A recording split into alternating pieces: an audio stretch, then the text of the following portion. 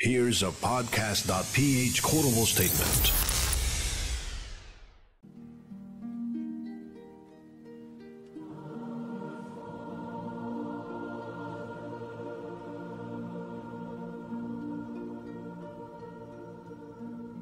My name is Martin Andanar, the Vatican, and the Pope.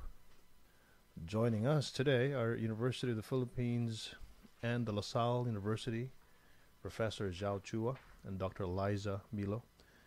Also with us is Benji Felipe. Si Stephen VI, no, ay meron siyang predecessor ng pangalan ay Pope Formosus na nasar talaga siya dito for unknown reasons, ano. So pinahukay niya yung bangkay, pinaupo niya dun sa trono. Yung bangkay, naagnas na yung bangkay na yan. So may trial pa, tinrial yung patay na papa na yun. No? Corpse, yeah. Sinintensya niya ngayon na putulin ng tatlong daliri. Kasi yan yung pinambebless eh. Yung tatlong daliri na yan. Tapos pinadrag yung katawan sa buong Roma. No? Tapos nung inilibing, pinahukay na ulit. At itinapon sa ilog. Alam niyo, sa totoo lang, nagkaroon din ng mga weirdo at masasamang papa. No? Hindi sila santo papa.